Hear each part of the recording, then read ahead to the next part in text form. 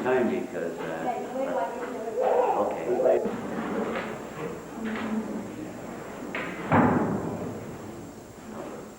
Well, I understand that most of the teenagers haven't heard any of my talks. You've been in other classes, so I will address myself somewhat to you.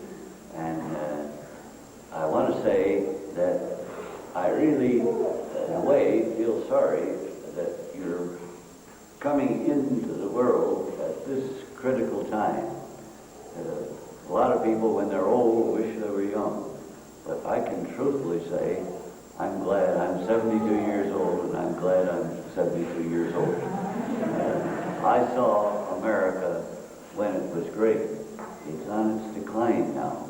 But I want to acquaint you with where you are, what goes around it. There's much that you don't understand, and this is what I'd like to help you to understand. Actually, there's two governments operating in this country at the present time. One is what is called de facto government. That's what we have right now. And the other is de jure government. That's what we used to have. But they're both operating, and most people don't realize. You see, the de facto government is taken over, but they know they're doing this unlawfully. They're usurpers. They've got no business in power. So that's why they have to pretend to honor the de jure government. And to give you a rough idea of what the two governments are, I explained it to the other groups, but I'll explain it to the young people. The difference in the two governments, it's just 180 degrees opposed. You see, under the government that America was founded on, under the government that I knew most of my life, the God of the Bible is sovereign, supreme. But we don't have any body that can talk directly to God. So governments were formed by sovereign men under God. So you have God and sovereign men sworn to obedience to that God who set up government. Well, they, in setting up government, wrote a constitution. That is a contract with the hirelings that they were going to hire to run the government. And so this contract, the real purpose of that contract is to protect us from the hirelings. Because once you have hirelings, policemen, politicians, judges, from the President of the United States down to the dog catcher, every hireling has sworn that he will uphold all the terms of that contract. And that contract is written to protect us against these fellows, that now the policemen who have the guns. That contract says that we are sovereign and that they are our hirelings, and that no hireling can touch a sovereign without another sovereign filing a complaint. You see, you will notice today that if you drive above the speed limit, a hireling in government comes up with his flashing lights and he arrests you, puts you in jail. That isn't the de jure government of the United States. That's de facto government of the United States. Now, as I say, it started off with, God of the universe being sovereign, then men being obedient to God, and then men writing a constitution which is our de facto government, and all public servants from the dog catcher to the President of the United States has sworn to obey that contract. That's the government, de jure government. And that contract requires that no hireling arrests the sovereign. He has to have the permission of a fellow sovereign who is injured to complain, and then he go to work and arrest this sovereign. He'd go into court, and if he can prove his charges, for example, if I back out of my driveway and I back in the side of another man's car and I drive away, the man's been injured. He's a fellow sovereign. And he goes to a policeman and he says, this man backed into me. And I'm willing to sign a sworn complaint that he damaged me. So the policeman collars me, we go into court, and if he proves that I was the fellow that backed into his car, the court then gives me damages. But if he doesn't prove it, and he can't prove that I was the fellow, maybe somebody else backed in the car, and since it was opposite my driveway, he accuses me of backing into his car. Figures, well, that would probably be the logical one that might back into my car, came out of that driveway and it backed into me and dented the car. But he didn't see me back into him. He didn't have any proof. Just he had a dent in the car. And so he was looking, who can he blame? So he blames me.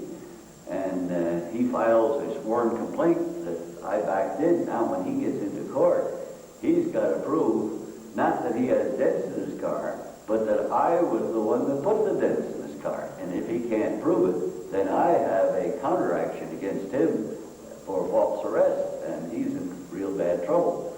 So when you file a complaint against a fellow sovereign under the de jure government of America, you better make sure that you can prove the charge that you made. You may think he did it.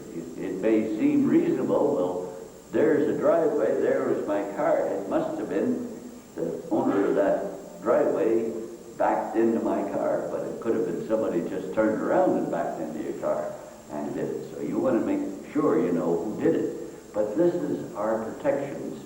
This is the good government. Now what do we have today that's superimposed itself right over that good government? It's the opposite of that. Just take, here you have God, man, citizens, Constitution, hirelings of government. Turn it upside down. You put hirelings of government on top. And then you have ourselves as citizens underneath, the Constitution under us, and if God, if he's recognized it all at the bottom. This is what we have. We've turned our government completely upside down. But those who have done that don't dare admit openly that they've done it. They have to do it secretly. And so there is things that we need to know how we can protect ourselves from this government. And that's why I titled my talks here, How Sheep Can Survive in Wolf Country. You remember in the Bible, Matthew 10:16, I believe, Christ said, I send you out as sheep in a land of wolves. He says, be ye wise as serpents and harmless as doves. Now that's what we have to be. And I want to explain that a little bit. You see, sheep had dull teeth. They couldn't stand up against a little puppy wolf, let alone a full-grown wolf. And yet, sheep do survive in country where there's wolves. And we have in my country coyotes. There's lots of them, and they will kill sheep just as bad as a wolf will. Well, how are sheep best protected? If you were a sheep and you were sent out in wolf country, now a real live, honest-to-goodness animal sheep, and you're sent out to wolf country, but you got a little more sense than the average sheep, how would you survive in that wolf country? Well, now, you wouldn't go out and say, well, I'm a brave little sheep, I'll go out and I'll attack the whole pack.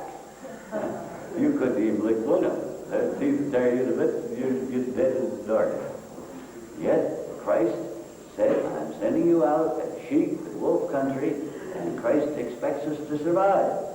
Well, how can we survive in that kind of a country? Well, what do sheep do? Which sheep are the safest? Well, the safest sheep is the one that stays right close to the shepherd. Because if you're right near the shepherd and the wolf comes, who's got the gun? The shepherd. He comes up. That's the end of the wolf. So that sheep is protected by the shepherd. Well, and then you speak of the lost sheep. When he gets out away from the crowd, he's away from the shepherd, the wolves get him. But if he stays close to the shepherd, he will survive. Christ said, I am the good shepherd. That means we must stay close to Christ if we're going to survive in this world that he sent us in. Now, he is a good shepherd, but he also said, I am the truth. Now, there's an interesting thing there. A lot of people think that when you say truth, well, 2 plus 2 equals 4. Well, that's true, but that wouldn't have anything to do with Christ. But this, he said, I am the truth. All truth is Christ, and all falsehood is Satanic. Now, the Russians kind of proved that thing at one time. They captured some prisoners, and they put them in a little cell. They got nothing to look at, just a little place to sit down, and you could hardly even lay down in it. And up in one corner of the cell, a loudspeaker, 24 hours a day, saying 2 plus 2 equals 5. And they put one man in that cell. Now, both men were equally sane when they went in.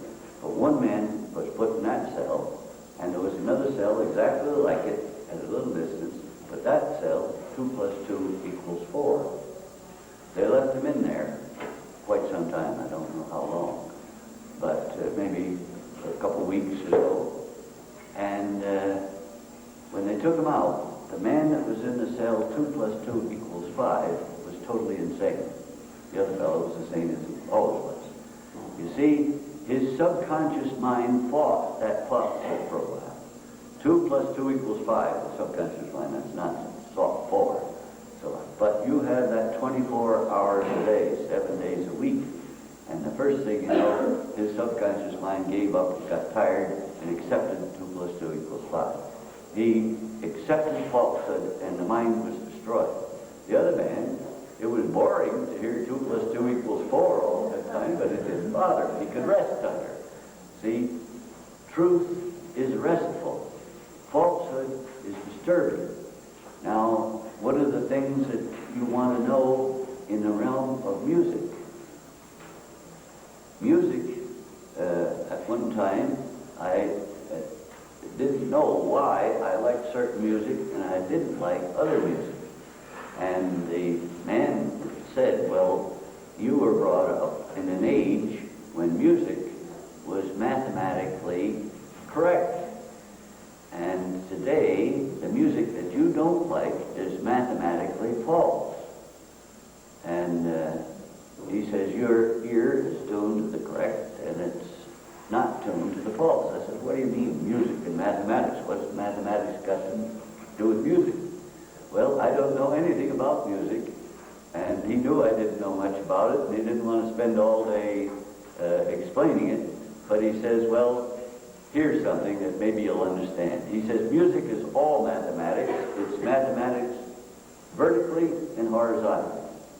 And he says, you can see 3, 6, 9. He says, that seems to make sense. But he says, what would you think of 2 7/8, 5 1/4, 7 1/2? Well, you don't see order there. You see 3, 6, 9, you see a mathematical projection. But here you get a number and another number that's no relation to that number, and another number that's not relation to that number. Well, he says, you wouldn't have to get music that far off. You could have it 3, 6, 8 7/8. Now that's almost 9. That isn't quite 9, but it's almost 9. He says, when you get music like that, you don't like it, because your ear is tuned to good mathematical sounds. But when you get that other, the sound is off to. But you see what the the wolves have done in this world, they have taken our youth, you fellows, and they've gotten you interested in music, which is mathematically not sound. This rock and roll stuff and all of this music, it's mathematically not pure. It's not good music. Now, I wish I knew more about mathematics. Someday, maybe you can get someone who knows something about music. I can't even hold a tune. But somebody who knows something about music, who will explain the mathematics of music. But this is the thing that I am glad that I am not a youth being brought up in this age, because the wolves are having a heyday on the youth of this time. Now, the hippie, we mentioned, you were over at the hall there. His name drips out of my head again. Mike Watson. Yeah. Gosh, I can't remember names with the dogs. That's cholesterol. That's the bad point about being 72. Now Mike Watson, Pastor Peters introduced him. He was once a hippie, and now he's turned right around and he's good. Well, I'll tell you a little trick which you can all try to test something out on. I want you someday when you get home to write the word daddy, D-A-D-D-Y, all in lowercase letters. You know, I wish I had blackboard. D-A-D-D-Y. Now, after you get that all written down, you take that whole part of your D. And some of you, if you double the whole part of the D, you've got a stem there, and you're over the top of the stem. There's others of you will write that same word, but you will have the O part of the D, and it'll take another O part of the D, and you'll be right on the top of the stem. And another group of you, when you write that D, it'll take 3 of those O's to reach the top of the stem. That is a high D, the other is a middle D, and the one where if you double the O part, you use your own O, you know, it's the O that you had in your D, and if it's doubled and it's above the stem, that would constitute a low D. Well, now there's an innate nature in that. That is a characteristic of a person. It's very interesting. Wherever you find a low D, that person is a natural-born rebel. He likes change for the sake of change. He likes anything new because it's new. Now, the opposite of that is the high D. It takes 3 O's to reach the top. And he's the fellow that is a natural-born traditionalist. He likes anything old because it's old. Now, I was a high D. I went to the store one day. My mother sent me to the store to get a loaf of bread. And this, back in the baker, we used to have separate stores. We had a butcher, baker, groceries, each was separate stores. Now it's all in supermarkets. But anyway, I went to this baker and says, I want a loaf of bread. He says, how do you want it? I says, what do you mean, how do I want a loaf of bread? And he says, well, do you want, we got something new. They're slicing bread. And I'd never heard of sliced bread before. My reaction to that, being a high D, I said, by gosh, anybody that's too lazy to slice his own bread shouldn't eat it. Give me the regular roll. See, there, I carried on the tradition in which I was brought up. We never had sliced bread. I didn't know whether it was good or bad, but I didn't want it. I wanted it the way I always had it. But now, suppose I'd been a low D. This new and improved, boy, give me that. I want the sliced bread. See, the low D would grab the sliced bread the first thing. I would reject it the first thing. Now, suppose you're a middle D, where you're practical. You don't have any inborn tendency one way or another. On an inborn, you wouldn't have that inborn tendency. So you would just say, well, that looks like a good practical idea. I guess I'll take the sliced bread. But you wouldn't be upholding a culture or destroying it. You wouldn't be a fellow who loved the old and hated the new, or loved the new and hated the old. You're just neutral. Well, theoretically, society advances by those three D characteristics. Anything new comes along, the low D is for it. Whatever he's had, he'd just as soon see it changed.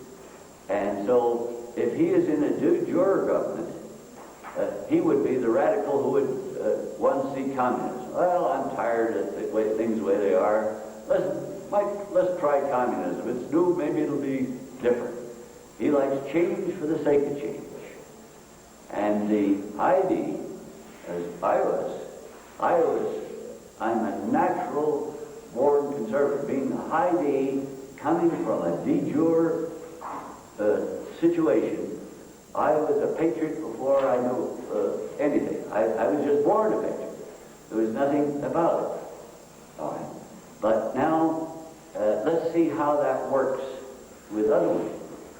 This Mike Watson, he was born under a de facto government. And he didn't, that was his culture. And he rebelled against it. And he took drugs, and he went into the hippie culture. But when he heard the truth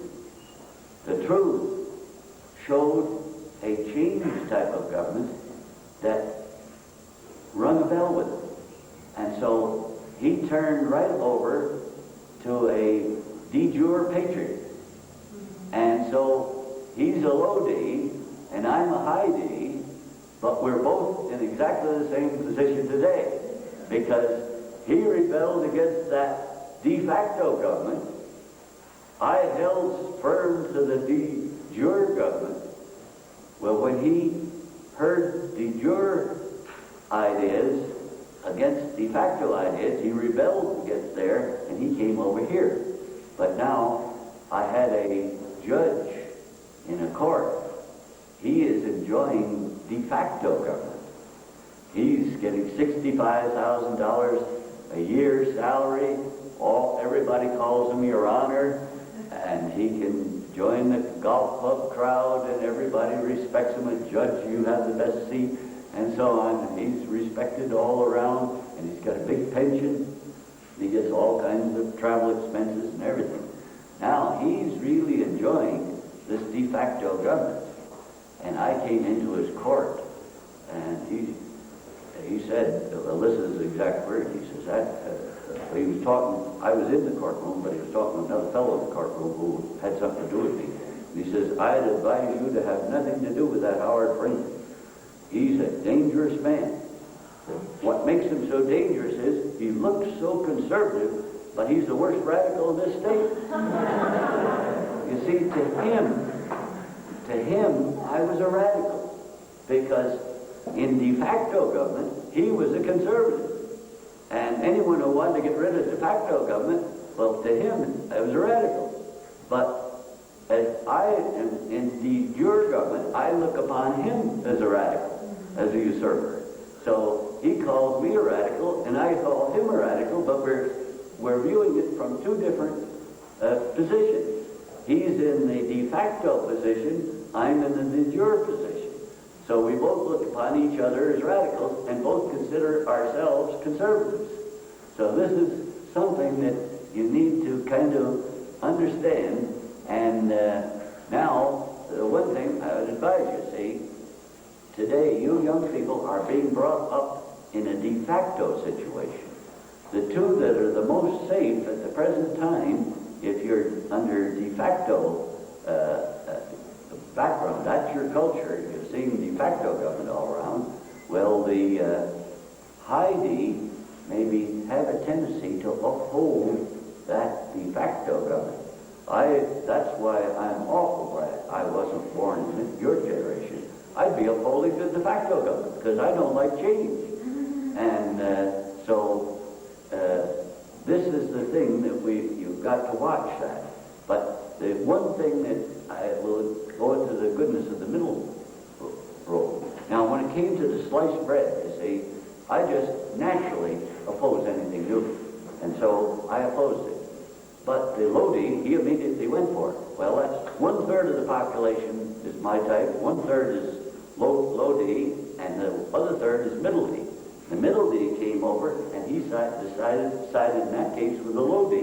We got sliced bread. Now that it's established, I like my bread sliced. But for a long time, I opposed it. But you see, when the middle D go. All right. Now this is the way civilization advances. A new idea comes along. The low D is always for it. The high D is always against it.